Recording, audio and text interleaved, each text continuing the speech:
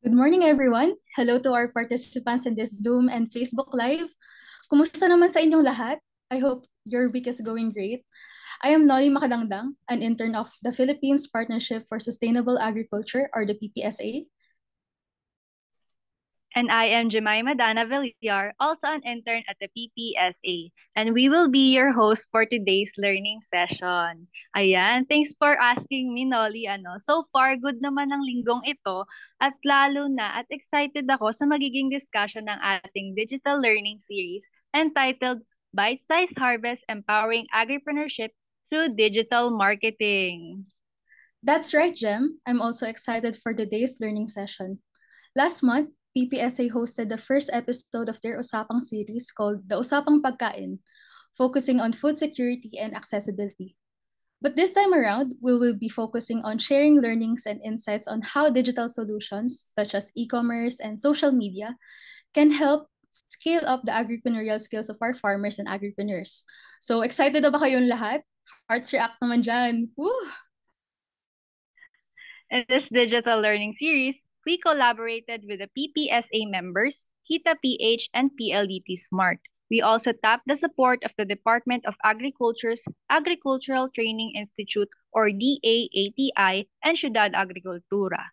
Pero ano nga ba yung pag-uusapan natin ngayong araw and what should our participants expect from this session? Ayun, importanteng usapin po ito dahil iba na talaga ang pagiging online ngayon sa panahon ngayon, no, Jem? Parang dahil sa internet at technology, mas lumalawak reach ko na kung iisipin, may mga bagay na hindi dapat sana ako alam or wala sana akong alam kung wala akong internet at technology. Tama, agree ako dyan. Kaya nga sa ating usapan at talakayan, bibigyan nating pansin kung ano ba itong tinatawag natin na digital marketing and literacy at kung ano yung mga strategies para ma-ensure natin ang ating growth, access, pati na rin ang safety natin. Excited na ba kayo sa ating usapan? But before we start, we have some reminders for everyone. Please be reminded that this session is being recorded. For Zoom participants, please rename using the following format: your organization plus name. For Facebook participants, please comment your name and organization in the Facebook Live comment section. Please remain on mute while our speakers are presenting. Should you have questions for our speakers, please put them on the Zoom chat box or Facebook Live comment section and we'll address them later. If you are experiencing any technical difficulties while on this Zoom, please chat any of the PPSA members. And last but definitely not the least, let's keep this safe space for everyone to share their thoughts. At may additional reminder pala tayo, partner. Please watch out for our raffle draw later on. Mag-install na po tayo lahat ng Maya account or kaya yung dating PayMaya accounts. At abangan ang e-money at group kit prices natin mamaya. For those who are watching in our Facebook Live, please comment your name and organization for a chance to win in our raffle. And for those who are watching via Zoom, don't worry kasi included na po ang mga names nyo sa aming raffle mamaya. All right, now to formally start this session, please welcome the Department of Agriculture's Agricultural Training Institute Assistant Director Antonieta Arceo. Good morning, Ma'am Niet. Hello, good morning. Thanks, Jem and Nolly, for briefly introducing our activity for today. Okay. So, ladies and gentlemen, good morning. Maayong buntag sa tanan. I am Antonieta Arceo, representing our director at the Agricultural Training Institute of the Department of Agriculture. It is my pleasure to welcome you all to this learning series titled Bite-Sized Harvests, Empowering Agripreneurship Through Digital Marketing. Agricultural production faces challenges in keeping up with the increasing urbanization. Data from the Philippines shows that local production falls short of domestic consumption, with the agricultural import level at 14.2% of the country's total imports in 2023. Therefore, it has become necessary for us to modernize agriculture through technology adoption, to meet the demands of our society. The future of farming is supported by innovation and digitalization, which makes agriculture more profitable, efficient, and environmentally sustainable. Agriculture 4.0 is the application of digital technology and innovative practices modernizes global agriculture. However, the adoption of agriculture technologies remains challenging as many farmers have limited resources and access to these tools. At the farm level, various factors influence technological implementation and digitization. According to a June 2023 report by PhilMec, or the Philippine Center for Post-Harvest Development and Mechanization, the farm mechanization level in the Philippines is at 2.6 horsepower per hectare, a small increase from the 2013 with 2.31 horsepower per hectare. Despite this increase, technological implementations have been challenging. And one of the key components supporting Agriculture 4.0 is agripreneurship. Entrepreneurship in agriculture, or what we call agripreneurship, involves applying the principles of entrepreneurship, creativity, innovation, opportunity seeking, and openness to risks within the agricultural supply chains. Through fostering a culture of innovation and empowering entrepreneurship among our stakeholders, agripreneurship aims to create opportunities for farmers and agricultural businesses to add value to agricultural products and services. And at the heart of modernizing our agriculture is digitization. From automated machinery to e-commerce platforms, digitization is redefining how we approach agriculture. And through these digital tools, stakeholders can streamline production and optimize resource allocations. Additionally, the shift is empowering agripreneurship through digital marketing, which is our topic for this learning session, which provides tools to reach a wider audience, access new markets, and build customer relations. It enables convenient and innovative ways to engage with stakeholders. And in the midst of this digitalization, we are also at the forefront of digital literacy with PLDT and SMART for our Digital Farmers program, because we see the importance of this to educate our farmers so that they can be included, or the purpose is really in terms of digital inclusion. Our Secretary, Francisco Chu Laurel Jr., has emphasized that our goal at the department is to modernize Philippine agriculture, to spread the benefits across the entire value chain. Among the key strategies of the department for the next 3 years is the mechanization and modernization of the agri-fisheries production systems, as well as science and information-driven decision-making through digitalization and a strong partnership with the private sector, our farmers and fisherfolk associations, and agriculture and fishery stakeholders. We at the Department of Agriculture, Grow Asia, and the Philippine Partnership for Sustainable Agriculture recognizes the importance of agripreneurship and digitization to help empower our farmers. This two-part learning session, one is today and the next one is on the 18th, will feature resource speakers who will share with us the applications of digital marketing, the role of e-commerce, and the importance of maintaining an online presence in agribusiness. Additionally, we will explore how an agripreneur navigates the digital landscape in an ever-changing market. These discussions highlight the functions and benefits of digital marketing in agriculture, with the pivotal role of agripreneurs in innovation and digitization of the agriculture systems. Based on the preview of these discussions ahead, I trust that this learning series will enlighten and inspire all of you as we explore the potential of e-agriculture. I encourage all of you to ask questions and also share your insights as well as your experiences. To our esteemed speakers, we look forward to hearing your experiences and expertise on digital marketing and agripreneurship. Your insights will be invaluable, and we hope to inspire others to become agripreneurs as well. Thank you so much for accepting our invitation.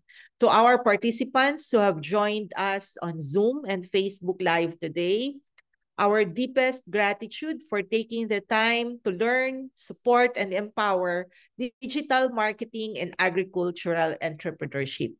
Muli po, magandang umaga sa inyong lahat, and let's have fun learning. Thank you. Thank you, Ma'am Yet. We look forward to learning about today's digital tools for agripreneurship in today's session. Ngayon, simulan na natin ang ating learning session to enhance our skills.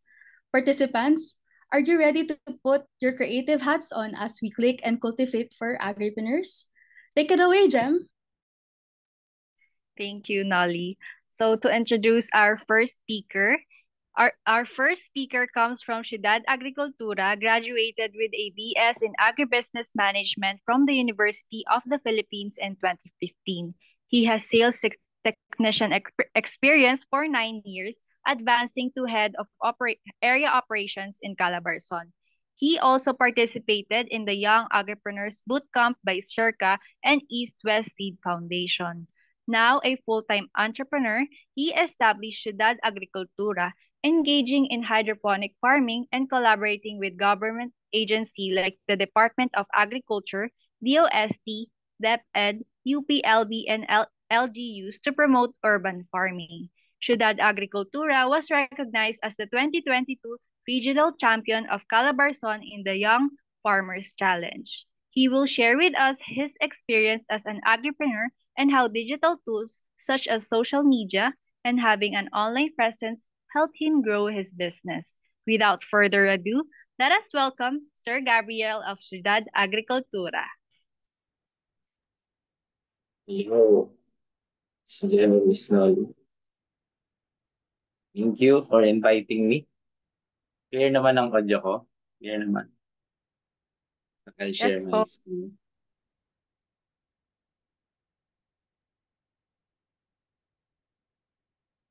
Kita naman yung screen ko. Yes Yo. po, kita po. So yan, good morning participants and especially to PPSA. Thank you for inviting me and to other participants of this webinar. So welcome to the Digital Learning Series, PPSA. So today I will be discussing urban farming and modern agripreneurship. So when we talk about farming, usually the common mindset is production sa ilalim ng araw, sa field, nagpa-farm, di ba? Nagtanim, may bibiro. But really, farming is a business endeavor. It's more than just production. Kaya nga, like what Ma'am said earlier, di ba? Agripreneurship is important. Putting the principles of entrepreneurship. Especially now, na iba na ang modernization, may digitalization na. So yeah, once again, my name is Gab and I am from Ciudad Agricultura. So let's talk about first urbanization in the population. So there has been a major migration that is happening in our country. According to PSA, currently 54% or more than half of the Philippine population is now living in urban barangays. So compared to 2015, so this data from 2020, so there was an increase already of 7.2 million persons na nag-migrate from rural areas going to the urban areas. So to give you context, ginamit ko kasi yung word na migration. When I say migration, usually ang pumapasok sa isip ng tao ay USA, China, Canada, and so on and so forth. But to give you context, the OFW population is only around 1.7 million. So more than 4 times ang number ng lumilipat sa urban barangay. So there is also an increase, no, the population here in our country. So urbanization and agriculture. So if you can see here, this is a photo of Bikutan, Parañaque last 1970s. No? Compared now, ito na itsura niya. So pag dadaan ka na sa SLEX ngayon, pag tumingin ka ng kanan at kaliwa, ang makikita mo na ang mga industrial parks, mga condominium, subdivisions. Ngayon, pag ang makikita mo na lang na bakante dyan, left and right, ah, mga subdivision na lang, or kung di man subdivision, merong bakante around Binyan na tayo. Pero ano rin siya, dinedevelop din siya na malaking warehouse. Diba? So to give you a number, to give you the numbers, from Calamba exit to Buendia is around 43 kilometers. Pag i-compute natin siya by 100 meters by 100 meters to compute into a hectare.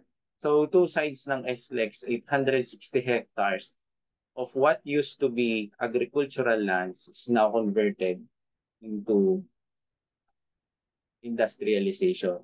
So this 860 hectares can produce 43,000 bags of rice.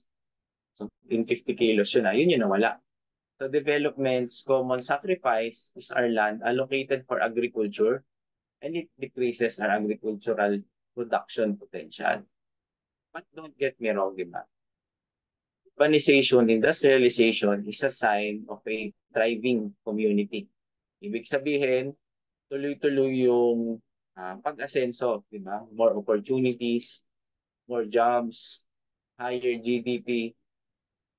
But still, there's the lingering problem na lumiliit yung ating agricultural lands. Tapos given pa yung diniscuss ko earlier na tumataas yung population natin. So, with this in mind, no, we founded Ciudad Agricultura last 2022. So I used to be a sales manager and my wife used to be an accountant. We gave up both of our careers to pursue this full time. So our mission is to promote urban farming as lifestyle and advocacy. And also our vision is the upscaled capacity of Filipinos to produce food through urban farming. Because right now, no, urban farming may only be a niche market, but in the future, 20, 30, 50 years from now, it will be a necessity. So the core values that we have is innovation, sustainability, and youth engagement. So like what was introduced earlier, we are engaged in hydroponic farming and urban farming. So itong photo sa background, this is our farm located at Palawan, Laguna. So we are implementing or we are using smart and precision farming. So to further discuss urban farming is the cultivation of food and crops or even livestock in urban areas. So this is an example of one of the most aesthetic farm na busy ko. If you can see, sa San Pablo, Laguna to, sa gitna siya ng mga bahay. But pag makita mo yung farm niya, ganyan kalaki. So this is Alfreas Hydroponics in San Pablo. Sa gitna yung vlogger na si Sir Nars, tsaka kay nasa harap. And other than hydroponic farming, so this is one of our products that we market online. So this is our mushroom grow kits. So basically 3S yung foundation na ginamit namin dyan. So simple, style, and sustainable. Simple kasi simple lang siya. Yung instructions niya, babasain mo lang siya, tapos ikakat mo siya, tapos mag-harvest ka na. And other than that, yung style. Siyempre, we designed an interactive packaging. I know we have farmers na attendees dito. If you can see yung itsura lang ng mga fruiting bags, di ba? Para hindi siya, lalo na sa urban areas, hindi siya bagay ilagay sa bahay. Actually, before, nung nag-experiment pa lang kami, namigay kami ng mga fruiting bags Tapos yung fruiting bags, wala siya sa packaging, hindi man lang ginalaw ng mga pinagbigyan namin. Yung iba tinapon lang. Pero nung we innovated our product, value add kami, nilagay lang namin sa packaging, meron ulit kami binigyan nung mushroom brokets na from the fruiting bag. Tuwang-tuwa na siya, pinapakita niya sa amin yung harvest niya. Later on in the presentation, napakita ko sa inyo yung tsura ng harvest. And other than that, sustainable. So that is one of the goal of farming, sustainability. So this product is not, syempre hindi lang siya focus sa farming, but also giving the experience of growing your own. So a short discussion of the marketing mix of urban farming. So mas fresher yung napoproduce mo kasi sa city na siya, mas longer yung shelf life niya. Mas mura kasi doon mo na siya pinoproduce, makakat mo na yung transportation cost. Yun nga, sa place din, lesser transportation cost and lesser carbon emission. And also, mamamaximize mo yung unproductive space sa bahay mo. And for the promotion, community-driven siya. And also, it connects consumers to food production. So, example ko lang dito yung isang video na napanood ko sa Facebook. Tinatanong yung bata kung saan nang gagaling yung gatas. Yung sagot ng bata, sa grocery store daw. Hindi niya alam na sa baka nang gagaling, di ba? If you create a connection to the consumer on how food is produced, iba na yung appreciation ng tao. Mas less na rin yung food wastages. So disadvantages lang as limited supply since limited yung lugar and makakat yung economies of scale kaya it can be more expensive. It may be more expensive. May be cheaper due to transportation cost but can be more expensive due to economies of scale. And other than that, limited yung production area and subject to zoning, susceptible then to complaints ng neighbor, lalo na kung livestock, di ba? And like any agricultural practices, irresponsible farming can harm the community. Hindi lang siya limited sa urban farming. Irresponsibility can cause harm not just to the community, but also to the environment. So digitalization.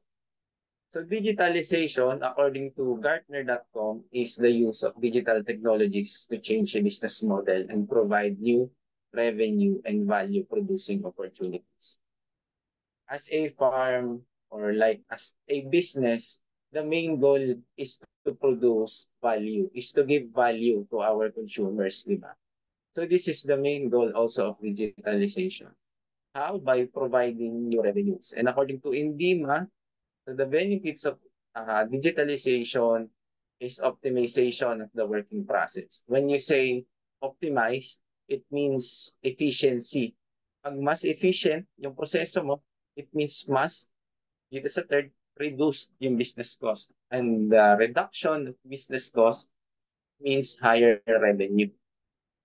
And syempre, to improve also the customer experience, di ba nga? To provide value to our customers.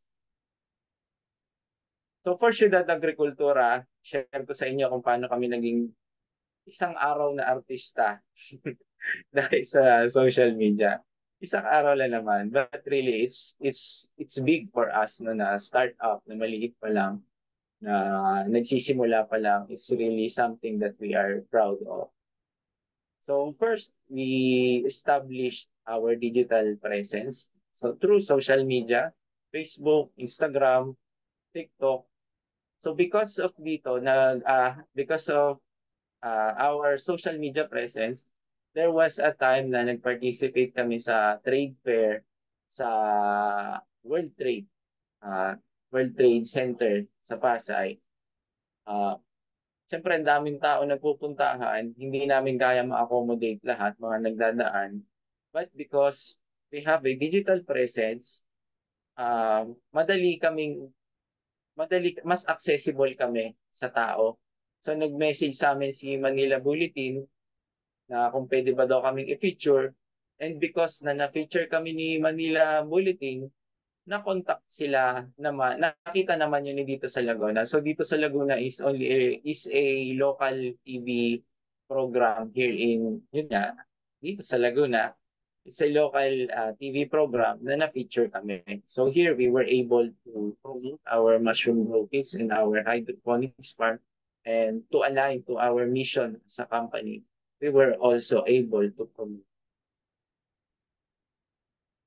So this is an example na nung sa TikTok naman namin for you to see kung ano itsura ba ng mushroom grow kits yung harvest namin dito.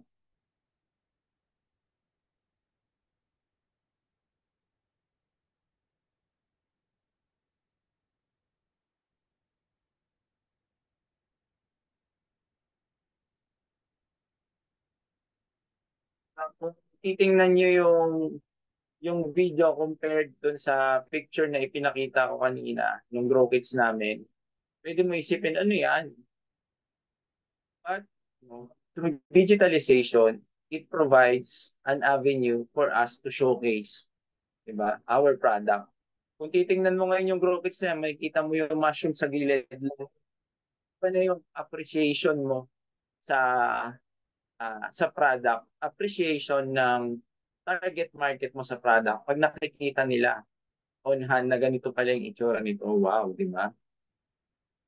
So yan. So other than the digital marketing, no, through digitalization, mas na-optimize, as I discussed earlier, mas na-optimize din yung aming operations. Like the example that I shared earlier, social media, Facebook, Instagram. So it provide an opportunity for us to communicate and network. Hindi lang sa iba't ibang katulad namin mga farmers, but also to look for additional market. The traditional style of selling commodities, kasi may farm kami, we produce leafy vegetables, is through yung mga biyahero sa mga retailers. But because of social media and also to the social media of our prospect customers, mas madali na yung communication. Marami kaming nabuksan na restaurants, business opportunities with other restaurants na nakakapag-supply kami sa social media. So meron ng instant access. And other than that, mas malawak na yung reach namin. Hindi mo na kailangan isa-isahin yung mga pupuntahan. You can access them online na. And other than that, industry and market updates. So through here, sa aming farm operation, we were able to market survey our competitors. Ano ba yung presyo nila? Ano yung mga activities nila? Diba? Dati, kung gusto mo ng market update sa presyo ng gulay, kailangan nakakatanggap ka ng text kay biyahero na nanggagaling sa Baguio. Ngayon, napakadami ng community groups na pwede kang update sa presyo. Minsan meron pang community group chat pa yan, mababasa na, updated ka na kung magkano yung presyo ngayon, yung going prices. And as I said earlier, hindi lang sa marketing ang digitalization. Meron din siya sa operational platforms. But before that, sa e-commerce platform naman, so we utilize popular online shopping platforms to market our grow kits. So ang ano naman ito sa amin, ang benefit naman nito, so market leaders yung ni-utilize naming shopping platforms. Marami na yung users. Other than that, meron na silang na-build na established and efficient na sistema sa pag-deliver sa customer. Nung nagsisimula pa lang yung online marketing e-commerce, pag may mag-order sa'yo, kailangan ikaw pa yung magka-chat kayo, kailangan ikaw pa yung mag-ayos, mag-connect kay LBC o kung ano man to send. Pero ngayon, because of these platforms, napaka-efficient na ng pag-deliver sa customers. Pwede pa yung pipick upin na sa office mismo. Tapos yun nga, mas efficient yung transactions with seller to buyer. Even payments, hindi lang sa logistics, diba? Even reviews, even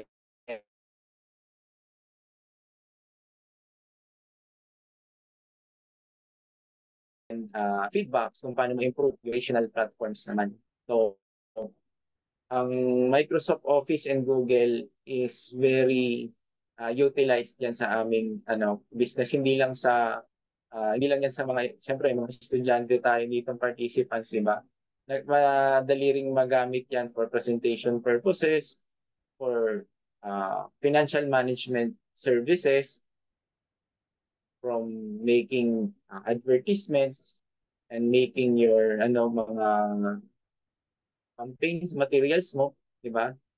And right now, we are nagbabayad kami ng accounting software para mas efficient yung pag-record namin ng transactions namin, makita yung profitability namin. And meron din kaming mga ibang apps na ginagamit, like Peddler for the inventory management or pag meron ding benta. And ngayon nga, pati ChatGPT nagagamit namin in order para mas mapaganda namin yung mga captions namin. Grabe, di ba? Dati yung tatay ko, kinikwento niya sa amin, paggagawa siya ng thesis niya dati, talagang library sila. Nung time naman namin, Google, meron na internet. Ngayon, grabe, may AI na, di ba?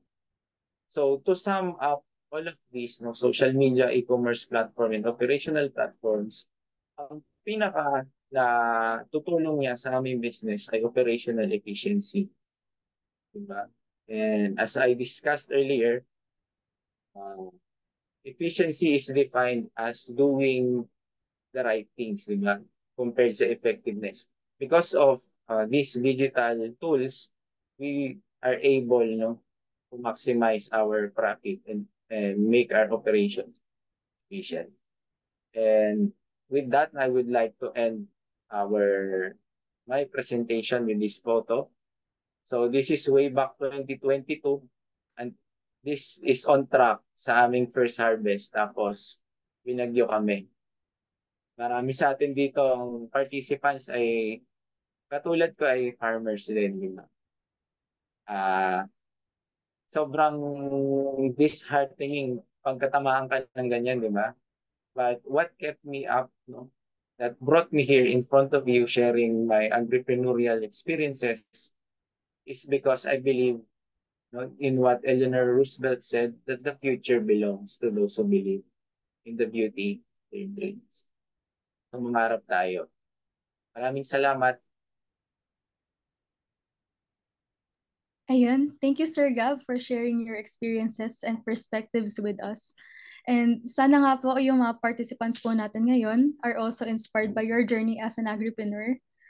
Dito, we learned that branding, letting the target market experience your product with video advertisements, and having a digital presence alone are important in any business, especially in today's age. Now, we are more encouraged to explore the digital landscape. Before we move on to our next speaker, let's check on our participants. Pwede niyong i-share sa ating Zoom chat box or sa comments ng ating Facebook Live kung ano ang natutunan or pinakatumatak sa inyo sa presentation ni Sir Gab. And another reminder, huwag po kayong mawawala dahil meron pa tayong raffle mamaya. Don't miss this opportunity and get the chance to win prizes from Ciudad Agricultura. All right, going back to our session, what's next for us, Nolly?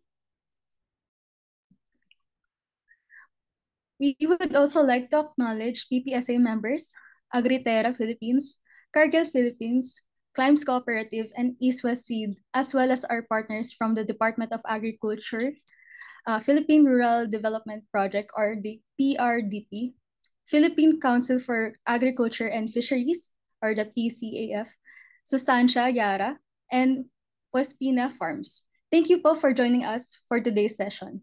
Now, our second speaker is the CEO and founder of Kita PH, Mark Concho.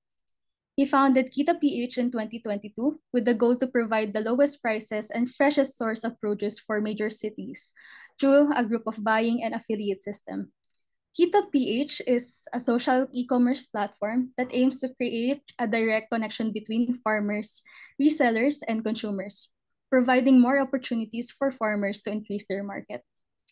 Sir Mark will share with us about their e-commerce platform, on how it works, and the role of e-commerce in linking farmers with businesses and communities, as well as managing online sales and distribution and applications of AI for assistance on digital marketing. So ayun, everyone, please welcome Sir Mark Concho. Sir Mark? Okay, thank you. Thank you very much, Nolly. So I'd like to wish a very warm good morning to all our partners from the private sector, from PPSA, from DA, a very inspiring story from Sir Gab, okay? And also, lalo-lalo yung mga farmer partners natin dito sa call. So please allow me to share my screen. Okay, 1 minute. Okay, can you see my screen? All right, so Kita, we're trying to digitalize agriculture and explain to you our strategy behind it. So quick background lang po about myself. So I've been in the private sector. I've been an employee for the last 20 years. So that shows my age. I'm actually turning 50 years old this year. So medyo matanda na po ako. So it's very heartening to know that there are a lot of young people in this meeting. So I worked in PLDT, Smart, Digital, Sunseller. My last job was head of e-commerce for Maya, PayMaya. And then a few years ago, I said, oh, sige, medyo after 25 years in the corporate world, matry maging entrepreneur. So quick background, history about myself. When I was a teenager, like some of you here, I wanted to be a priest. So gusto ko maging pare. And I entered the seminary, Loyola Seminary. And I stayed there for some time. Tapos sabi po ng seminary director, Mark, like a girlfriend ka na ba? Sabi ko, hindi pa po, father. So sabi ng seminary director, okay, labas ko muna sa seminary, leave the seminary, get a girlfriend. And after you've experienced having a girlfriend and you still feel God's calling, you're always welcome to come back. So it took me 4 years to get my first girlfriend. Hindi pa ako marunong manligaw. So after 4 years, I got my first girlfriend. Di na po ako bumalik. Okay, that's why I ended up here. But it's always been my dream to try to find a way to set up a business to help, other people, in this case, mga farmers po. So we started in February 2022, dining room lang po. Hiniram ko po yung pickup truck ng nanay ko, 25-year-old Mitsubishi Strada. A few months later, we moved to a 100 square meter warehouse, and then bigger warehouse, and now we have 3 large warehouses. And si SM po nag-invest po sa startup po namin. So we now service some of the biggest hotels and restaurants here in the Philippines. I'm sure you've heard some of the names like UCC, Conti's, Coffee Project, Salad Stop, Shangri Hotels, etc. Even if you fly sa Cebu Pacific and Philippine Airlines, yung vegetables po dyan, galing po sa amin yan through Macroasia. So these are some of the partnerships that we have. So a few months ago, we invited some of our clients through the Hotel and Restaurant Purchasing Managers Association of the Philippines to visit the trading posts sa BAPTC and to visit some of our farmer partners. And then we also invited yung dati pong Secretary ni DA to visit one of our farms. And then as mentioned dito sa upper left, si SM po through Gentry Fund nag-invest po ng $3 million sa amin last year. And I'll explain why they invested. Okay, so before we get to that, this is the simplified fresh produce supply chain. So mga farmers, it starts of course with yung bida dito, yung mga farmers. So mga farmers, most of them don't have money. Some of them don't have money to buy agri-input, so they rely on informal lenders. So some of them kaibigan po namin. Kami rin, we're considered an informal lender. And then they borrow money ranging from 5 to 20% monthly interest plus profit sharing. And they use the money to buy agri-inputs. Medyo mahal. They plant, and then some of the problems are weather, plant disease, pests. And then when they harvest, they sell at the trading post or through consolidators such as Kita. So sa trading post, yung mga middlemen like disposers, assemblers, traders, then logistics, and then it goes to the demand side, mga hotels, restaurants, or Horeca, wet market, supermarket po. Now, yung problem dito is, siyempre, sa demand for hotel and restaurant clients, bidding yan, lowest prices. So if it's lowest prices, sino na squeeze? Can anybody guess? Hindi po yung traders, hindi po consolidators such as Kita. Yung malabas, mga farmers ang nasi-squeeze po. Of course, para manalo sa bid, di ba? So we told ourselves dito sa Kita, nako, our advocacy is to help farmers, pero we're not helping farmers, we're squeezing them para manalo sa bid, sa mga bid sa mga hotels and restaurant clients and supermarket clients namin. So there has to be a better way. So we looked at the problems of farmers. So ano bang problems ng mga farmers? Number one is mahal yung financing, as mentioned earlier. And bakit mahal ang financing? When you ask mga financing friends, pati kami po nag-finance ng farmers, kasi mga farmers high risk. Kung bumagyo, wala sang credit score, that's why they cannot borrow directly from banks. So kung bumagyo, na peste, syempre, hindi lang mababayarin yung financier, lugi sila. And number two is volatile pricing. So we have instances before na oversupply, masyadong maraming farmers ang tatanim ng cabbages, carrots, tomatoes, so bagsak yung presyo, bagsak yung price, and they're not able to pay the financier also, yung mga financiers. So lugi po yung farmer and financier. And last but not least, is mahal yung agri-inputs. Kasi meron middleman din before it reaches the farmer. So how do we solve these problems? Before we go to that, since I worked in PayMaya before, halos walang bank or fintechs ang nagpapautang sa farmers. Most of them are focused on consumers and businesses, SME lending. There are a few like Land Bank and mga rural banks that lends to farmers cooperatives. Unfortunately, karamihan po ng farmers hindi po member ng cooperatives. So out of the 5 million farmers in the Philippines, 14% lang po ang member ng cooperatives. Yung majority are not members po. So yan ang opportunity. And we believe that the way to solve these problems of farmers' expensive financing, volatile pricing, and speculative agri-inputs is by digitizing the trading post. Kung saan majority ng farmers nagbibenta ng produce. So by digitizing the trading post, you can capture lahat ng transactions ng farmers and build a credit score. Since alam mo na, yung more or less ma-forecast mo yung income ng farmers, di ba? Number two is provide crop insurance. Number three is implement crop programming para makontrol yung supply and di na magkakaroon ng bagsak ng presyo. And last but not least is consolidate lahat ng farmers' agri-input requirements sa trading post para pwede tayong lumiretso sa manufacturer and sell it wholesale sa mga farmers po. Medyo, this is a lot to absorb. So we did an animation to explain it better. By the way, nobody has in Southeast Asia and India has successfully digitized a trading post. If we're able to do this, hopefully, sa awa ng Diyos and with our partners in the government and private sector and farmer partners most especially, we'll be the first in Southeast Asia and India to digitize a trading post. Okay, so step number one, and this is completely optional, voluntary and optional for the farmer is the farmer registers in our platform together with the trading post. Then we register. So part of that registration is we're in talks with Land Bank to get yung farmer KYC. So kung wala pang bank account yung farmer, we can open a Land Bank account. Now, we don't expect the farmers to fill up the forms. So one of the reasons kung bakit karamihan ng farmers wala pong bank account or hindi po member ng cooperative is kasi they find it a bit complicated or, so we assist them. For example, in Benguet Agri Pinoy Training Center, we have a training room there. We invite the farmers for coffee, and then we invite them, we interview them, and then we fill up the forms, the online forms on their behalf. Then we share that with Land Bank para magkaroon po ng bank account. So these are some of the screenshots. So we get the farmer details, name, address, mobile number. You also get their vehicle details, whether it's owned or rented. This is part of the credit scoring system that we share with Land Bank. Then we also get farm details, location of farm, size, owned or rented. And last but not least is anong agri-inputs ang ginagamit po nila. So as mentioned, it takes less than 10 minutes in process. After that, when the farmer enters a trading post, it passes through these CCTV and truck weighing scale po sa entrance.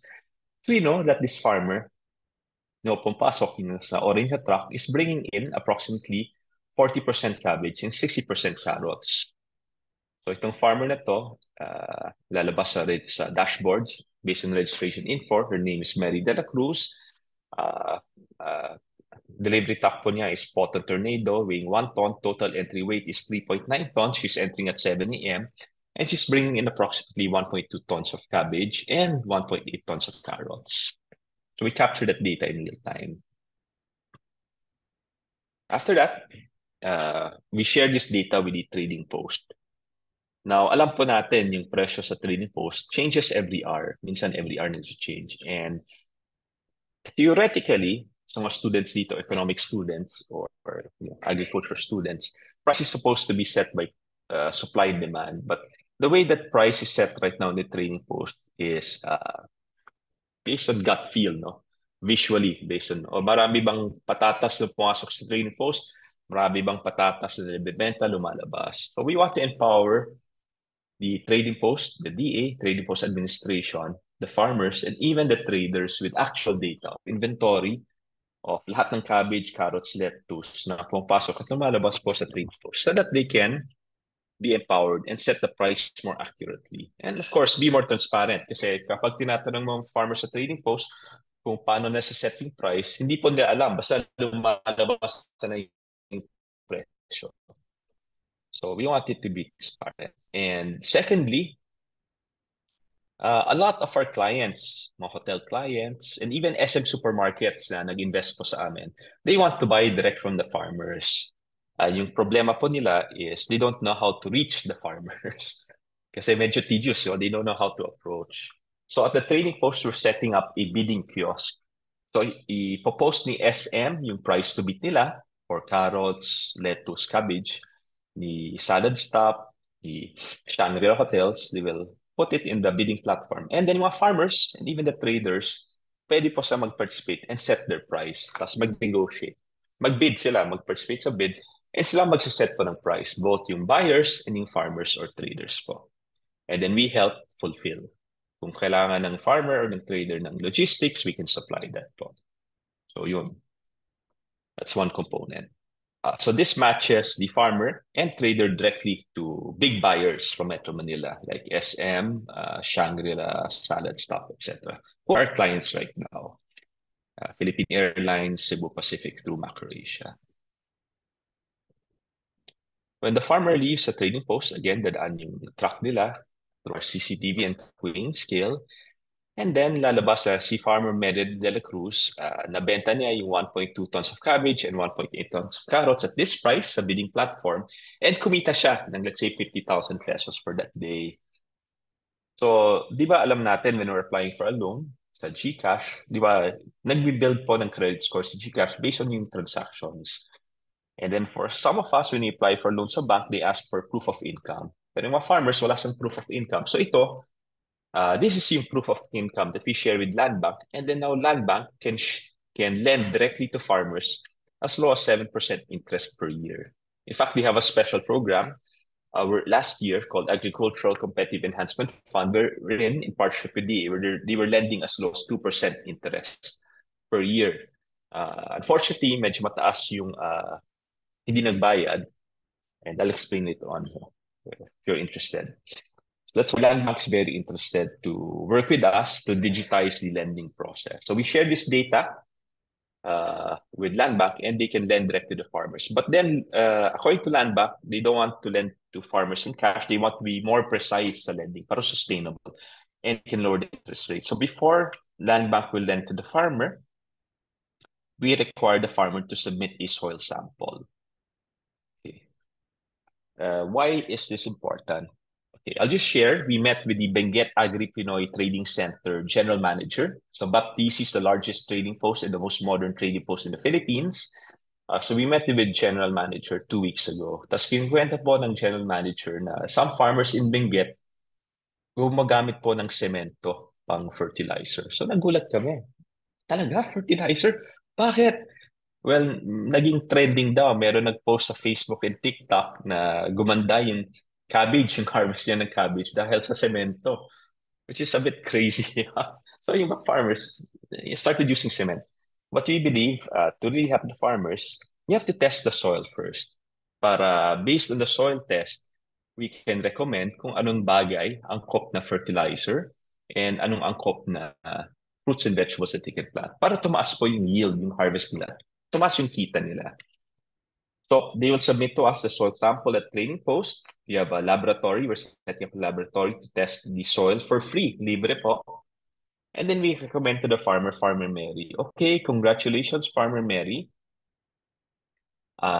Si Land Bank can lend you 70,000 pesos, but it will be in the form of credits sa app that you can use to buy based on your soil sample. Maganda po. Sa soil, pwede kayo mag-plant ng lettuce, carrots, potatoes, and tomatoes. But then, based on our data sa training po sa Baptisi, there are already 5,000 farmers planting lettuce. So, we strongly recommend, wag ka na magtanim ng lettuce. Kundi magkakaroon ng oversupply, babagsak yung presyo, hindi kayo kikita, lugi po kayo. Based sa data namin sa trading post, there are only 200 farmers planting carrots. So, we strongly recommend you plant carrots. You use the loan from Land Bank to buy agri-inputs, to plant carrots, at maganda po yung presyo. Kasi undersupply ngayon ng carrots. And this is the recommended fertilizers, pesticides, and seeds para po sa carrots. And last but not least is we require the farmer to get crop insurance. So we're working with PCIC, Philippine Crop Insurance Corporation, which is a government agency under DA, para magkaroon ng crop insurance. We will fill up our registration process. We will fill up the PCIC forms, and then we automatically deduct the premium, the insurance premium, from the loan of Land Bank and the farmer. So, protektado si farmer. Number one, mas mura yung financing cost. Instead of 5 to 20% monthly interest plus profit sharing, 7% na lang po per year. And then, mas mura po yung agri-inputs. Precise, we recommend based on yung soil test para tumaas yung productivity niya, anong fertilizer kang gamitin. And to protect the farmer from oversupply and bagsak yung presyo, we empower him with data kung anong magandang tanim. And then last but not least is to protect the farmer from weather, from typhoons, magkakaroon po siya ng crop insurance. And we assist the farmer every step of the way. Okay, next slide. How do we lower the price of agri-inputs? Kasi yung agri-inputs or fertilizers, by the time it reaches the farmer from manufacturer to the farmer, times 3 po, double or even triple the price because you have middlemen involved. So by digitizing the trading post, we can consolidate all the farmers' agri-input requirements, the trading post, go direct to the manufacturer, and then manufacturer delivers to the trading post. And then the farmer, financed by Land Bank, can now buy the agri-inputs. Wala pong middlemen. Now, having said that, when we say no middlemen, involved pa rin dito yung mga small traders, small yung local distributors. We can work with them po. We don't have to go direct to the farmer para hindi na intermediate po sila. Okay. Medyo nag-hang po yung laptop.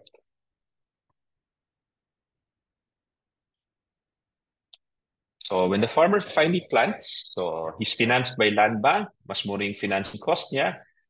Yung agri-inputs, mas mura din. Precise, using technology. Angkop yung fertilizer, pesticides, and seeds sa farm niya para maximize yung harvest.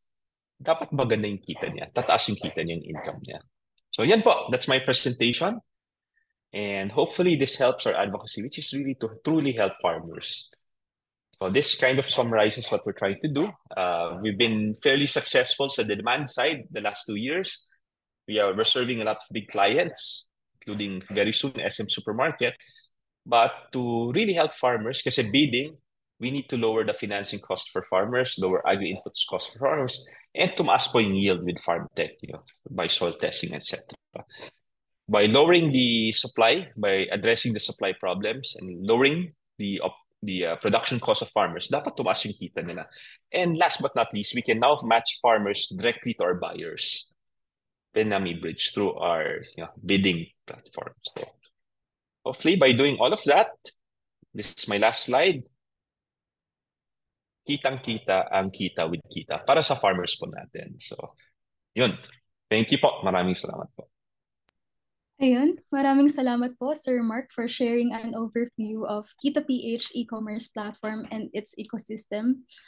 We learned a lot on the current model of Kita, especially on the current strengths and challenges that are evident in the e-commerce space po. So thank you po ulit. Thank you din po. Again, thank you to our speakers for their insightful presentation. Let us give them a virtual round of applause. And because this is a digital learning series, our platform for insightful conversations, we also want to hear your thoughts. So now is the time to react or ask questions for our speakers. Please send them in the chat box for the Zoom participants or comment sections ng ating Facebook Live for those watching sa Facebook page. To facilitate the question and answer portion, let us welcome our fellow PPSA intern, Christelle Shane Singh. Thank you, Jem. And of course, thank you to our speakers for sharing their knowledge and insights on the personal experience and challenges of farmers and agripreneurs and the crucial role of digital marketing in agripreneurship. I'm sure it sparked much interest among our participants due to the number of questions in the chat box right now. Without further ado, let us bring back our guest speakers for the Q&A session. So good morning po to our speakers. How are you finding today's session so far? Sir Gab? It's overwhelming. Ang dami nating participants ngayon. Ating Zoom, tapos sa Facebook pa. Yes po. We're actually about 100 na po in our Zoom and not really sure about the Facebook Live, but there's a lot of people watching us right now. So, Sir Mark, how are you finding today's session po? Yeah, very inspiring po. Yung mga speakers, partners, and looking forward to working with you. Sana we can partner together to help mga farmers po. Thank you po. That's great to hear po. And it seems like we are all enjoying this interactive learning session. And again, if there are any questions, please type them in the Zoom chat or comment on Facebook Live. So to start off the Q&A, our first session question for our speakers is, what can you say are your strengths that paved way for Ciudad Agricultura and Kita PH to be what it is today despite the challenges you faced? For Sorry, both was Sir that Gab, question addressed to me? What was the question? I was for busy answering the chat kasi po. Sorry. okay po. For Questions. both Sir Gab and Sir Mark Yeah. po. So again, the So the question question is, was, sorry. what can you say are your strengths that paved way for Ciudad Agricultura and Kita PH to be what it is today despite the challenges you faced? Okay. Parang Miss Universe to, no? So can you repeat the question? Parang may time to, no? Sige. So, yung strengths ko po, well, I've been in the corporate world. I worked in the corporate world, headed Internet and Future Services for PLDT, and then e-commerce for Paymaya. So, I guess it would be yung experience ko po. I'm old na, turning 50 years old. So, experience ko po in the private sector and when it comes to digital technologies, specifically e-commerce. Yeah, my weakness po, sige, para balance is I'm very new to the agricultural sector. So, medyo meron pagka naive. And yung I'm learning a lot. So, yan po. Akin naman po, sa trends naman, siguro po sa akin naman, because our operations are mainly ay meron kaming farm, doon kami mainly yung operations namin. Siguro ay we treat farming as a business, kaya nga entrepreneurship. And when you treat farming as a business, ibig sabihin, calculated dapat yung risk na ginagawa mo. Hindi ka lang nagtatanim ng basta, dapat aralin mo talaga. Kasi kung hindi, malulugi ka. And so siyempre, like Sir Mark, para balance sa weakness naman, mm, galing din ako sa corporate, like Sir Mark. But siguro, I've been in the business full-time for only 1 month. So, before, ang trip ko lang sa syudad ay on the side. So, like Sir Mark, I am learning a lot no, as a full-time entrepreneur. When you learn means meron ding mga salang decision na masakit din sa bulsa. So, Thank you so much po for our speakers, and let's address the questions in the chat box po. First, question from Sustancia Philippines. How can Kita work with groups of farmers sa lowland vegetable production po? Yes, we're actually signing with the mayor of Lucban to digitize the trading post in Lucban, Quezon. We were working with some farmers in Nueva Ecija. So we'd love to work with you. Paki-email lang ako. I think I posted my email and contact number, then we can get in touch with you directly. What we can do is we can match you directly to our buyers. We can finance you in the form of agri-inputs and provide also agricultural consultancy in terms of fertilizers, pesticides, and seeds. But in contract Thank farming, you. to summarize it, we're open to contract farming or profit sharing. Thank you so much po. I believe that the answer to the question that you sent was directed to me, Sir Mark. So you may opt to yes po. Also a question for Sir Mark po. May mga partner farmers na po ba kayo dito sa Mindanao? Not yet. We met with Secretary Magno of Mindanao Development Authority last month.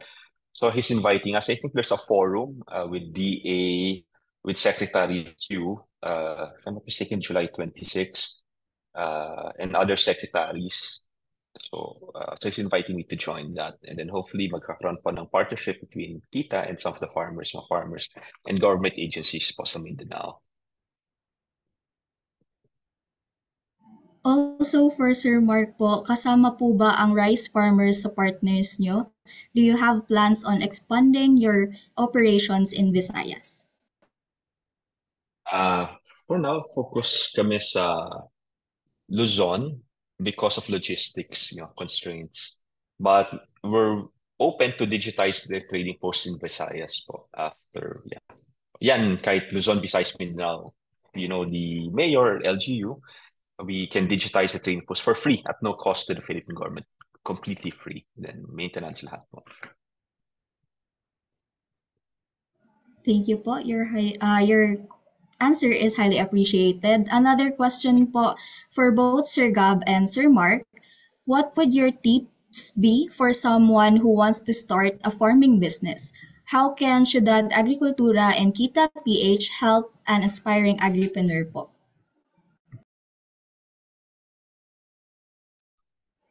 Sir Gab, or? Hello, Isabel. So if you will only start farming now, so please be mindful na farming requires technical knowledge in order to be, yun nga, mas maganda, madali kasi magpatubo ng crops, pero mahirap magkaroon ng magandang yield. So, para kumita ang isang farming, as you said, isang farming business, you need to earn. So, kung kunwari, nakapagpatubo ka lang, pero below naman yung yield mo, mga reject naman, hindi mo rin siya mag-reject. And other than that, then siguro, pinakamahalaga ay you look for a market first. Dapat may market ka muna bago ka pumili na kung ano yung crop. Kasi kung wala kang market, kahit naman gaano kaganda yung produkto mo, hindi mo rin naman mabebenta, wala rin. Pangkain lang sa bahay. Especially when we're talking about a business. Hindi yan pwedeng kainin lang na isang pamilya eh. Medyo marami kang ipoproduce dyan eh. Kaya make sure first na meron kang market. Yan.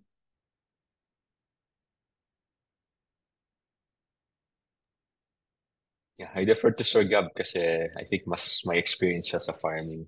So tama po si Sir Gab.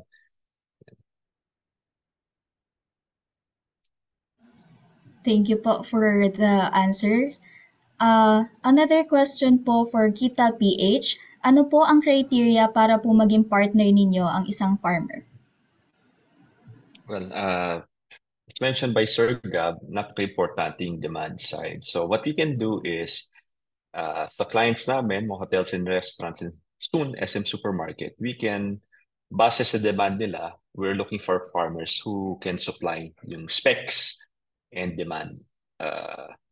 So that's number one, preferably in Luzon area. So other than that, we'll talk to the farmer with inspecting quality niya, whether that farmers implementing good agricultural practices kasi meron certain quality requirements yung clients namin, mga hotels, restaurants and supermarkets. Then kung okay yung farming practices ng farmer, then we can finance po. We can provide financing, we can provide ag inputs, we can provide training, and then we can provide the demand ng clients also, yung logistics and the buyers. So just get in touch with me po so we can help you.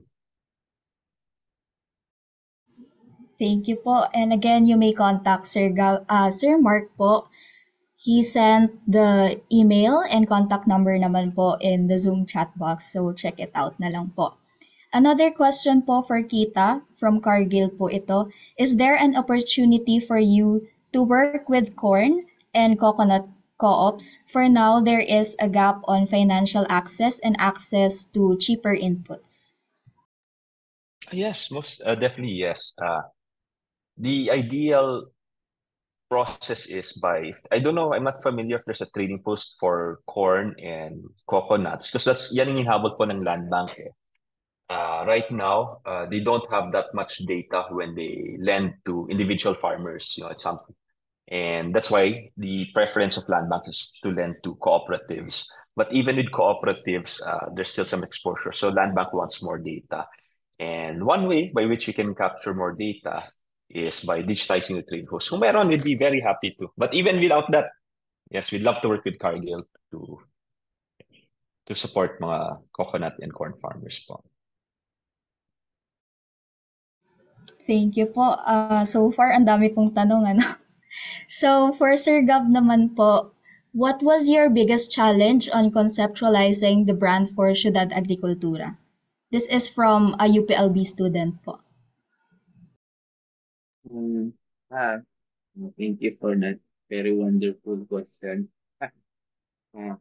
Siguro naman, first is, syempre, yung pag-design kasi ng brand, it requires creativity. So, hindi naman hindi naman kami graphic artist. So, what we did is, simple lang, kung hindi mo kayang gawin, mag-hire ka na pwedeng gumawa sa'yo. So, siguro yon kumuha kami ng graphic design. Kasi as I said earlier, ang advocacy namin is urban farming. Namigay kami ng fruiting bag. Kung alam mo yung itsura ng fruiting bag, hindi siya isang bagay na ilalagay mo sa bahay mo.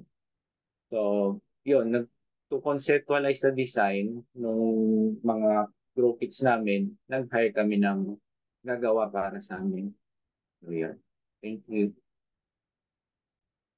Thank you po, Sir Gab. Also connected to the first question po. Ano po yung naging inspirasyon nyo para umpisahan yung Ciudad Agricultura? Personal question. Anyways, sige, siguro pinanganak kasi ako sa Los Baños eh. Ang Los Baños ay medyo urbanized na siya, hindi na ganun karami yung farm area. So sa subdivision kami nakatira. So yung subdivision namin puro mga resort. So yung father ko, since mahilig siya magtanim, forester siya by profession, retired forester siya. So ang ginagawa niya, nagtatanim siya sa subdivision namin. Tapos ang nangyari, dumaan yung engineer ng subdivision, pinakat niya, hindi pwede daw yon yung mga ganun. So, doon ako na-inspire na kung iisipin mo, for the longest time na nakatira kami doon, bakante yung tinataniman niya ng mga garden lang. Hanggang ngayon, bakante pa rin. Napakasayang na unutilized space yun din. Ilan sana yung na-produce nun na in 20 years, baka ang isang puno ng kamatis doon, nasa half a ton na na-produce, di ba? I don't know. Pero sa haba ng time na bakante siya. So yun yung, syempre yun, siguro yung inspiration ko doon, I grew up in a place na may passion ako for farming pero wala akong pwedeng taniman. Ganun. Thank you. Thank you po, Sir Gab. It's actually inspiring to hear as an agribusiness student po, and I'm sure that a lot of agribusiness students are also watching right now, and also some aspiring agripreneurs. For the speakers po, another question, is there any constraint or weakness in the adoption of digital marketing of agri-products with what you had experienced?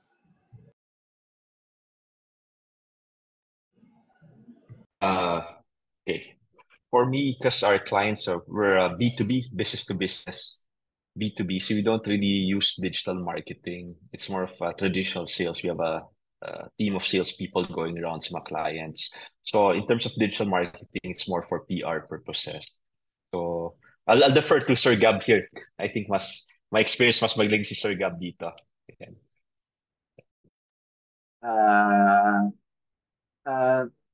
Tulad nung sinabi kanina ni Ma'am Antoniette from ATI, yung adoption ng digital is very low, very limited, even as basic as smartphone, di ba? Pero bakit? Kasi if you'll see yung age ng farmers natin ngayon, average age ng farmers natin ngayon, it's almost 60 years old na.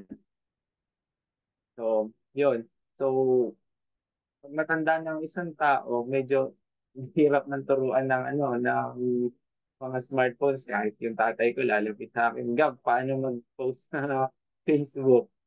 Siguro yun yung isang challenge sa industry natin kasi o sa industry ng agrikultura.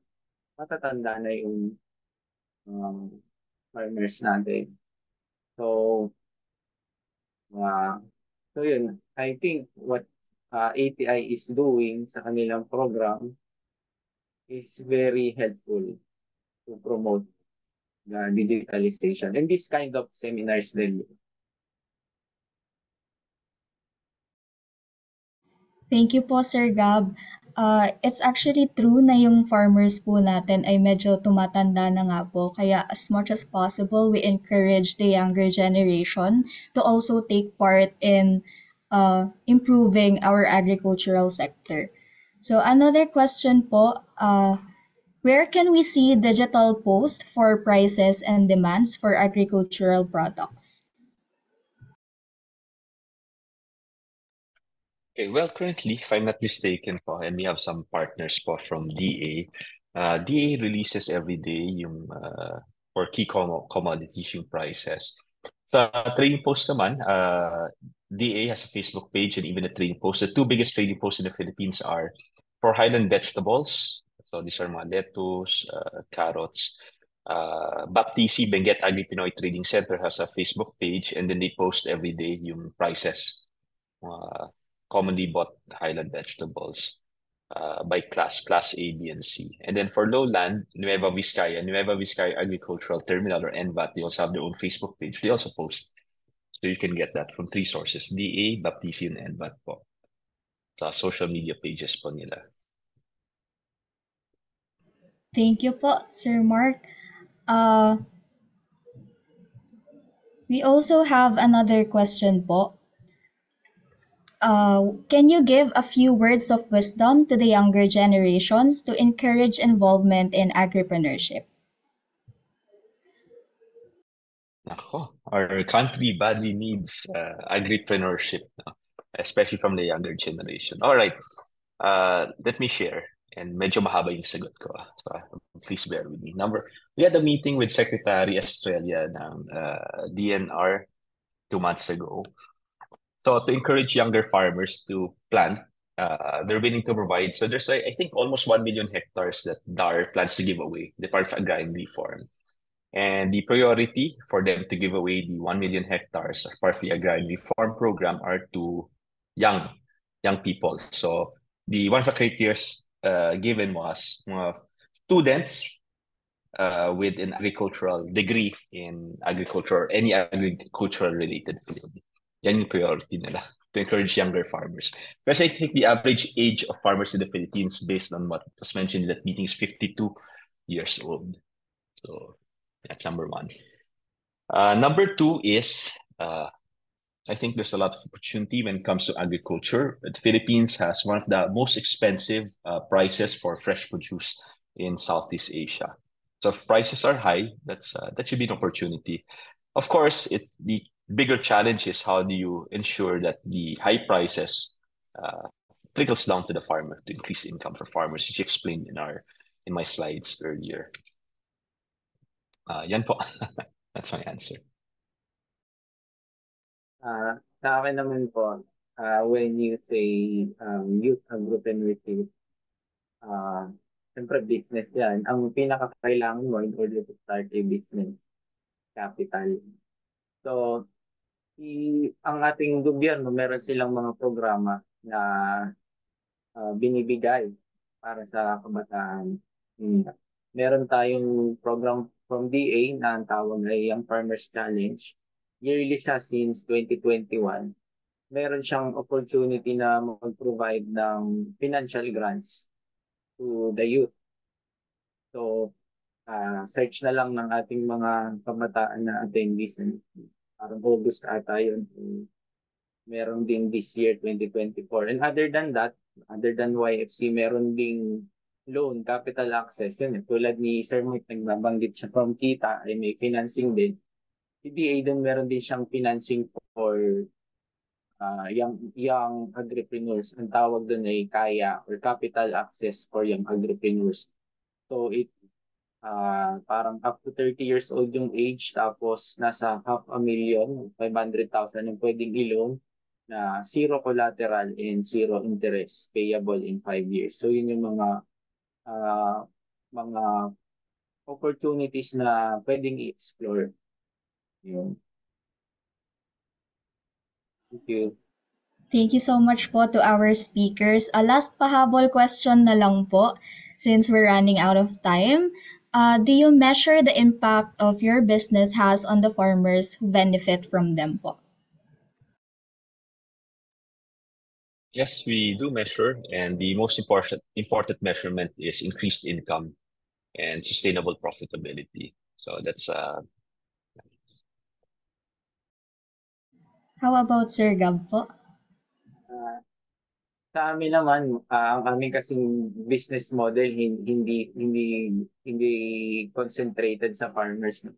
But I think more on urban farming sa advocacy kahit nga digital ang ating seminar ngayon talagang diniscuss ko yung urban farming. I think that's something na we really want to promote. No? Na active kami to engage in seminars, na nagtutok kami ng kung paano yung technical aspect na mismo ng hydroponic farming, nagkukonduct kami sa mga school, na gano'n. So siguro yun doon naman namin na measure yung impact namin.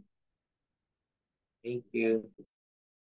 Thank you po, and thank you so much to our speakers. On behalf of the PPSA, we would like to thank our member, Kita PH, and guest speaker from Ciudad Agricultura for joining us today during our learning session. But before we end this portion, we'd also love to hear from other agripreneur participants. So kung meron pong gusto at willing mag-share ng kanilang experience and reflections as an agripreneur, please let us know in the Zoom chat box or click the raise hand button po so we can acknowledge you.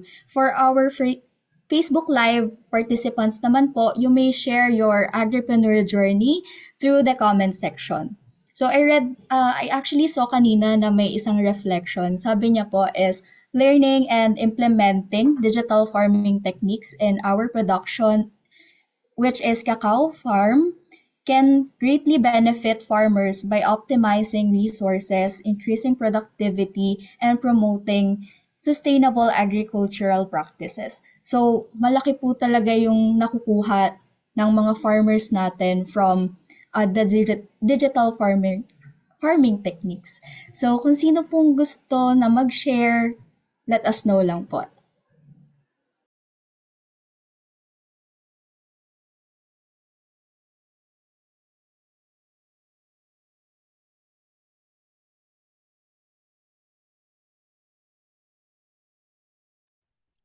Sige, I'll just share one last thing before we end. Okay, sino dito ang naniniwala sa power ng prayers? Okay, di ba dati akong seminarista, no? So many times, di ba? So many times you won't believe. Sobrang kaka-stress. Sa mga entrepreneurs, yung gusto magbalak ng business, not to scare you. Okay? There are a number of times na, especially early on, wala kaming pera pang payroll. Like the next day, kapos kami ng 150,000 pesos. Okay, one example, Christmas, December 24. Okay, wala kami pang payroll end of December. Wala akong pambigay ng regalo sa anak ko, dalawang anak ko. Kasi ganun kakapos, tight yung pera. So nagdasal ako, Lord, you want me to continue being an entrepreneur and keep it. Then I had a job offer already from another company. Kasi gusto ko na mag-give up. Kasi kawawa yung mga anak ko at mga employees. So give me a sign. If you want me to continue, sige, konting investment. I gave a target, 2.5 million. We need 2.5 million para ituloy yung negosyo, si Kita. Within 1 week, nagbigay ko ng deadline, Friday. Tomorrow, the next day, sa Christmas na. And then if not, kung wala, then I accept the job offer sa isang company. And then the next day, meron pitching competition. Sumali ko sa pitching competition. After the pitching competition, meron nag-message sa akin, nag-PM sa chat. Interesado siya, he can arrange a meeting, mag-invest. So I presented to him with his family. And then he asked me, Mark, we're interested in investing in your company. Sabi ko, magkano? 2.5 million. So yun, answered prayer. I mean, exacto, yung deadline, yung amount, and so many instances. So I can go on the whole day on many. So prayer talaga. Yes, yeah. Prayer works in His perfect time. Yun po. Thank you so much po, Sir Mark, and thank you for sharing your story today. It's been really truly inspiring to hear your experiences and as an agripreneur. So these insights or personal insights made today's session more valuable. So a big thank you as well to our participants for your active engagement and questions. And I hope everyone gained valuable knowledge, not just from the speakers, but also from each other. So if you have any further questions, feel free to leave them in the chat box and our speaker will try to answer them through chat due to the time constraints. Over to you, Nolly and Jem. Ayun, thank you Shane and thank you Sir Gab and Sir Mark. Parang grabe yun, di lang napasarap yung usapan natin, nabusog din tayo sa mga kaalaman at insights. So ayun, I hope our participants learned today something new from our speakers. And before we proceed to the synthesis, I have some exciting news for you guys. We are giving away 5 Ciudad Agricultura Grow Kits and we will have 2 winners of Maya eCash to the raffle winners. So ayun, excited na ba kayo sa raffle? Woo! So ayun, take it away, Jem.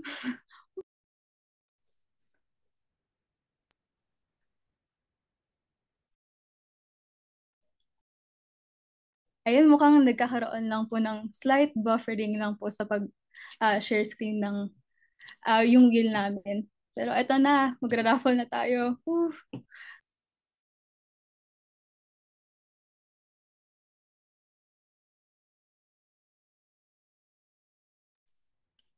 Ayun, for our first winner of Ciudad Agricultura Grow Kits, spin na po natin to.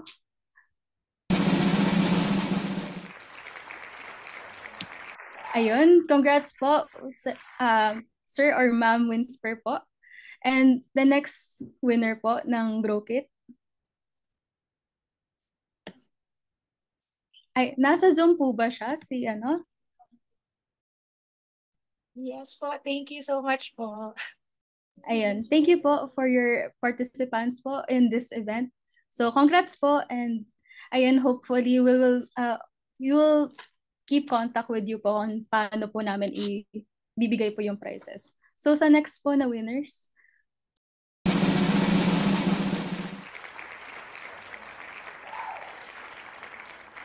Ayan, nandito po ba si Sir Felson? Chat na lang po sa chat box. Ayun, so kung wala po, I think magre-redraw po tayo. Ayan.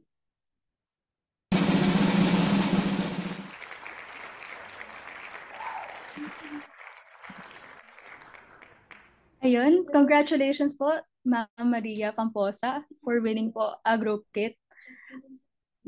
And i-check po namin din po sa Facebook Live din po yung current progress po namin. So nandito po ba si Ma'am Maria po? Yes. Thank you Ay. po. Thank you po. Iko-contact na lang po namin kayo after this. Ayun, for the last two winners po.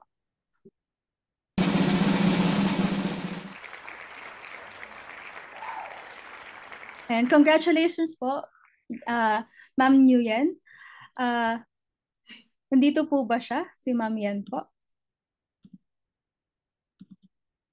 Mukhang wala po ata. So I think we will redraw po this.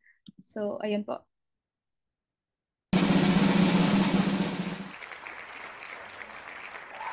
Ayan, congrats po kay Sir or Ma'am Abhay. Nandito po ba siya sa Zoom chat or sa Facebook Live po? I think wala rin po masyadong, wala rin po. So okay, magre-redraw po tayo ulit.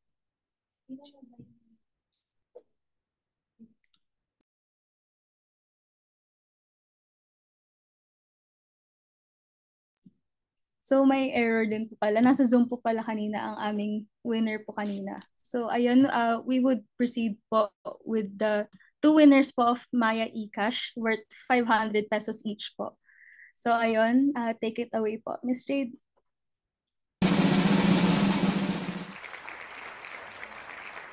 Ayun, congrats po for winning 500 Maya cash. So we will keep contact po with you kung paano po makukuha po yung prize po ito. Nasa Zoom po ba si Sir Jonathan ko ba? Mukhang wala. Sana akin na lang. Charot. Joke lang. Sige, redraw po tayo ulit. Okay. Ayan, congratulations po, Sir. Ma'am Sir Vito. Nandito po ba siya sa Zoom or Facebook Live? Naku, parang ayaw nila manalo ng 500. Baka akin na talaga to. Tig-isa tayo, Jem. Charot. Okay. Another draw po tayo sa e-cash winner po.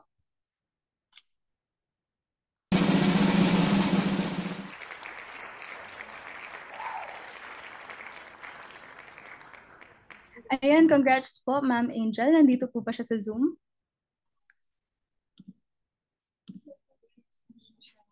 Ayun, nandito daw po siya. Yun, congrats po for our first winner po of 500 Maya Cash po. We will contact you po shortly after the Zoom meeting. So, the last winner po sana ng e-cash, nandito po sana siya. Yan, congrats po, Ma'am Joy Cristel Orzales. Nandito po ba siya sa Zoom? Wala. Mukhang wala. Oh my God. Baka akin na to. Ulit-ulit. Manifest. Ganyan, joke lang. Sige, isa pa po tayong draw. Sana nandito na. Ayan, congrats po, Sir Raymark. Nandito na po ba siya sa Zoom? Wala din. So isa pa po tayong draw.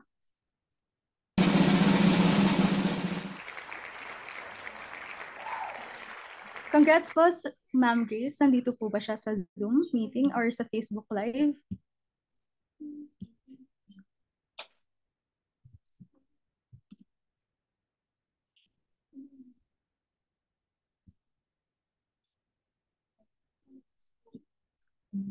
Parang umalis po ata. Ayan. Okay po. I think siguro ito na po yung last draw po natin, yung susunod po. Then we'll call it a day po. Okay. So, ako na lang po. Sana po, ma'am, sir. Ayan, congrats po, Sir Alexander. Nandito po ba siya sa Zoom or Facebook Live? Ayun, nandito daw siya. So, ayun, congrats po. We'll keep in touch po on how you will get the cash prize po. So, take it away, Jem. Ayan, thank you, Nolly, for facilitating our raffle draw. And congratulations din po sa mga nanalo. Now, for our next session, may we call on our fellow intern, Elika, for the synthesis. Elika. Thank you, Jem. So today, we had the privilege of diving deep into the world of agripreneurship and digitalization of agriculture. Our speakers, Mr. Gab Serrano and Mr. Mark Concha, share their invaluable insights and expertise on how digital strategies and tools help transform the agricultural landscape. As we reflect on Mr. Gab's journey with Ciudad Agricultura and embracing digital platforms, we see firsthand the power of establishing a strong digital presence in agriculture. Sa presentation ni Mr. Gab, diniscuss niya rito ang impact ng urbanization sa agriculture, noting yung reduction in agricultural land at ang aging farmer population. So his presentation promotes urban farming as a solution to these challenges, emphasizing its benefits such as fresher produce, reduced transportation costs, and community engagement. Ini-aim nito na i-upscale ang food production capacity at i-involve ang youth sa agriculture. Additionally, nakita rin natin ang role of digitalization in modern agripreneurship, utilizing social media, e-commerce, at operational platforms to enhance efficiency at market reach. Next, ang presentation ni Mr. Mark ay nagha-highlight naman sa mga challenges na hinaharap ng mga farmers, katulad ng high financing costs, expensive agri-inputs, at low income dahil sa supply chain efficiencies at crop damage. To deal with this, ang pag-digitalize ng trading posts, pag-create ng bank accounts at credit scores para sa farmers, consolidating agri-input requirements, at offering crop advisory services were proposed. Ang mga key solutions naman ay kinabibilangan ng pakikipag-partner para sa low-interest financing, data-based crop programming, at transparent pricing. Ang mga hakbang sa kita ecosystem ay naglalayong pataasin ang kita ng mga magsasaka by at least 30%, bawasan ang kanilang mga gastos, at i-improve ang kanilang access sa mga financial services. We also gained insights from our engaging Q&A session. Both our speakers shared their strengths in how they were able to achieve where they are today. Moreover, it was also highlighted that in starting a farm, it is very important to know your market to be aware on the demand of your chosen crop. Lastly, we ended our Q&A session with an inspiring story from Mr. Mark about the challenges he faced as an entrepreneur. So those are the highlights from our session today. And thank you so much for joining this session. And I hope we see you again on Thursday. Back to you, Nolly and Jem. Maraming salamat, Elika. Ang dami pa lang nating na-highlight sa ating learning session ngayon. We were able to discuss kung paano nakakatulong ang pagkakaroon ng online presence at yung paggamit ng digital tools tulad ng e-commerce platforms like Kita.ph sa mga agripreneurs. That's right, Nolly. Kaya excited din ako para sa second day ng digital learning series na ito. Kaya naman sa ating mga participants this morning, please don't miss our session on social media management and marketing on July 18. This Thursday po yan. At para po sa mga hindi naman nakapag-register, just click on the registration link na ipopost sa ating Zoom chat box at Facebook comment section. Ngayon naman, let's call on our fellow PPSA intern, Lauren, to facilitate the next part of this session. Ayan, so thank you very much, Nolly and Jem. Before we proceed to the next part of the session, may we kindly request for a group photo with everyone. Kung kaya, ay i-turn on po natin ang ating mga camera and smile. Kapag pumahina ang internet natin, we can use our heart reactions. So ayan, may I call Shane to take the photos po? Pero hintayin mo lang natin. Ayan. Good morning po. Ang papogi naman. Ang gaganda. Good morning. Yeah. Are you ready, Shane? Okay, so 3, 2, 1, smile. Next page, so 3, 2, 1, smile po ulit.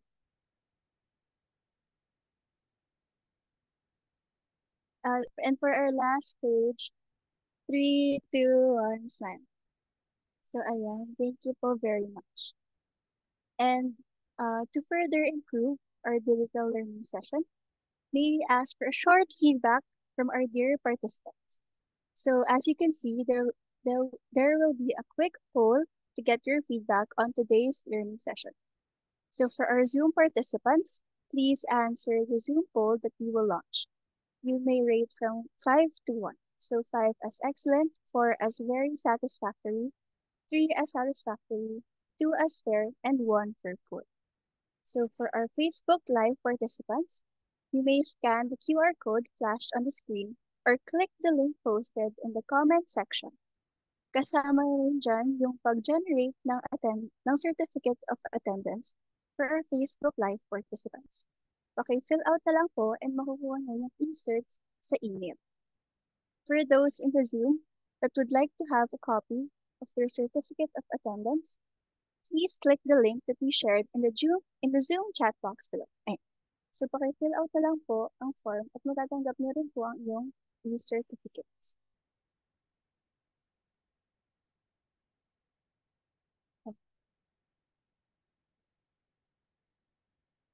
So for our feedback form, number 1, the topics were discussed were relevant. So you may choose from excellent, very satisfactory, fair, and poor. For number 2, the resource speakers were very knowledgeable about the topics.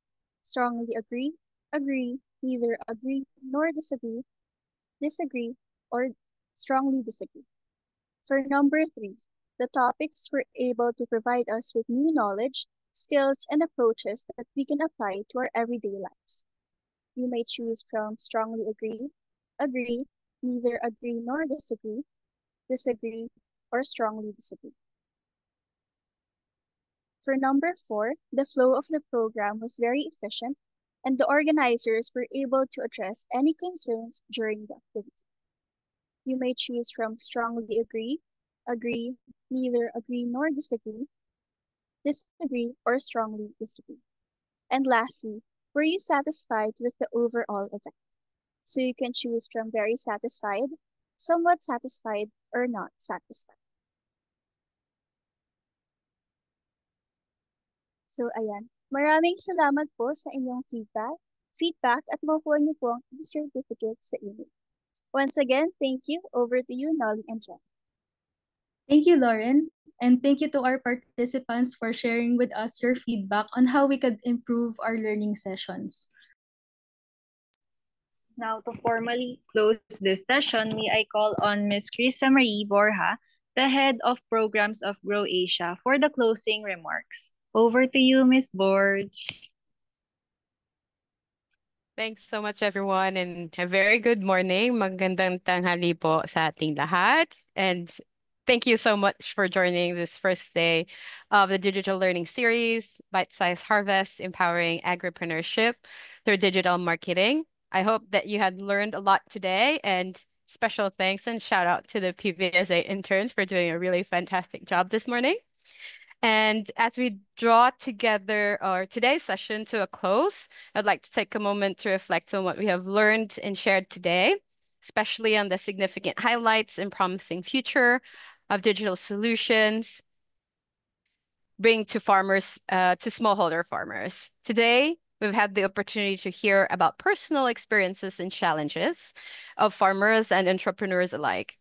And these stories remind us that despite a dynamic economic environment, smallholder farmers still face immense challenges such as low productivity, limited market access, and fluctuating prices. The remoteness of farming communities, coupled with poor infrastructure and limited access to services and education, further exacerbates these issues. And digital solutions and tools have the potential to help transform our agriculture sector. And today's digital learning series highlights the importance of tools like e-commerce in strengthening and growing our farm businesses. This aligns with GrowAsia's Grow Ventures regional program on agri-food innovation, which aims to support accelerating the adoption of climate-smart innovations and digital tools across Southeast Asia, including the Philippines. Today's session, we also emphasize the importance of collaboration and partnership, true to the core of GrowAsia and its partner network, such as the PPSA, to accelerate the adoption of tools and solutions. And by working together, we can create support systems that uplifts every entrepreneur and farmers, ensuring that no one is left behind. By working together to help them adopt e-commerce and integrate innovative tools, such as digital marketing, into entrepreneurship and farm businesses, we're not just advancing our individual enterprises, but also contributing to a broader goal of sustainable development. It can also achieve sustainable goals or sustainable development goals such as SDG 1, no poverty, by opening up new economic opportunities and improving farmer livelihoods, and SDG 8 on decent work and economic growth by creating more job opportunities and promoting business practices. Together, let's continue working together to help improve our farmers and agripreneurs and their capacity to adopt digital tools and technologies. As we end today's session, I would like to thank Ciudad Agricultura and Kita PH for sharing your insights and expertise with us. Thank you so much.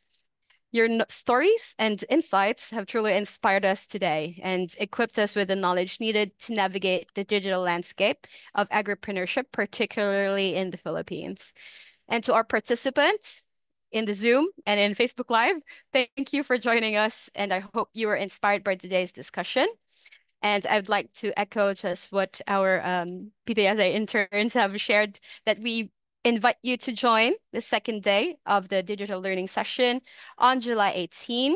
That's a Thursday, where we will have a PLDT and Smart Communications to share some tips on how to manage online platforms such as Facebook and TikTok. And I would like also to take a moment to acknowledge the invaluable support of the Ministry of Agriculture, Food and Rural Affairs, MAFRA of the Government of Korea, through the International Fund for Agriculture Development, or IFAD, in making this event possible. Also, huge acknowledgement to the Partnership for Philippine Sustainable Agriculture for their work in organizing this learning session, and the interns from the Philippines, from the University of the Philippines, Los Baños College of Economics and Management's Department of Agribusiness Management and Entrepreneurship for leading this webinar. Fantastic work.